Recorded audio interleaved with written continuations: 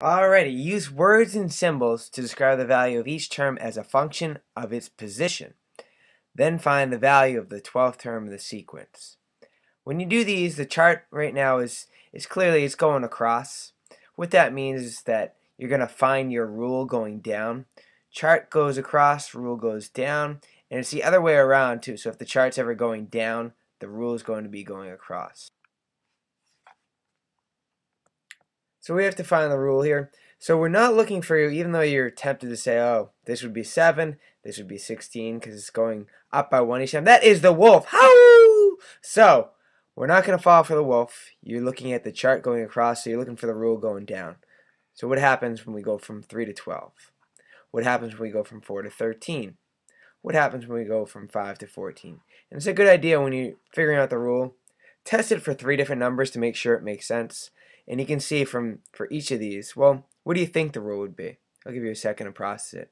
From 3 to 12, from 4 to 13, from 5 to 14. Something's happening the same each time. It's that we're adding 9 each time. So over here, when we write value of term, all we're going to do is write our rule is at n plus 9. Every time we have a number up here, n, we add 9 to it.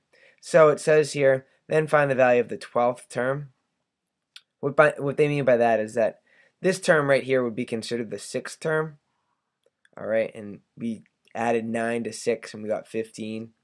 This would be the 5th term. We added 9 to 5 and we got 14. So they're saying if we went way down on the chart to the 12th term, what would be the value of that? So the way we'd solve that is we have our rule, or our algebraic expression, n plus 9. We're going to substitute for n. What do you think we substitute for n? Well, if the term is the 12th term, and we said this was the 6th term here, this was the 5th term, we're going to substitute the number 12. And 12 plus 9 would give us 21 when we solve it. So that would be your 12th term. Let's try another one. This one, by the way, it's called an arithmetic sequence. The numbers are going up by addition each time here. This next one is not an arithmetic sequence. You can see again that the chart's going across, so the rule is going to go down. What's happening each time we get from 2 to 24, 3 to 36, 4 to 48. You're not adding the same amount anymore.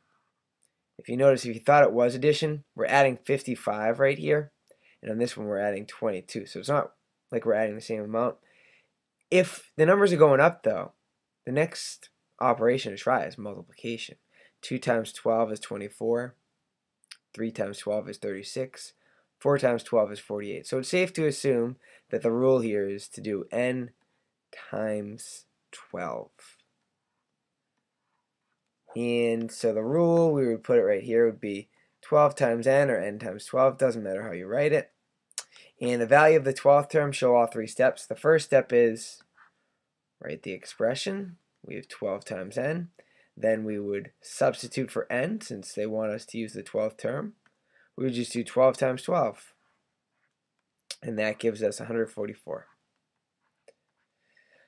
And the last one, this is probably the toughest one. Wolf time. The table shows the cost of renting a bike based on the number of hours it is rented.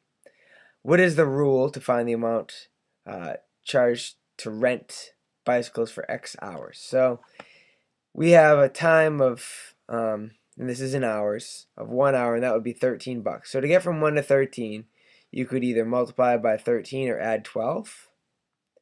And if you try adding 12 to 21, to get from 2 to 21, that won't work. 2 plus 12 is 14. At the same time, if we try to multiply 2 times 13, that won't work either. 2 times 13 is 26. And so neither one of those things work.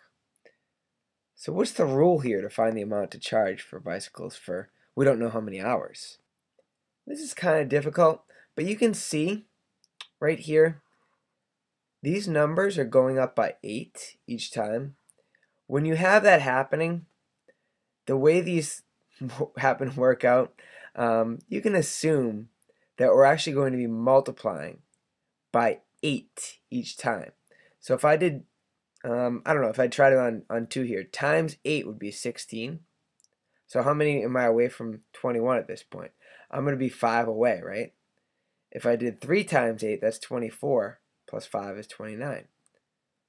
4 times 8 is 32, plus 5 is 37. So we were able to look at our problem and say that each time since we add 8, we're multiplying by 8. And you could think of it too, like in that first problem here, since it was going up by 12 each time, it was safe to assume that we were multiplying by 12. It's no different here, except we're adding numbers now instead of just multiplying. We're adding and multiplying. So we would do 8 times x plus 5.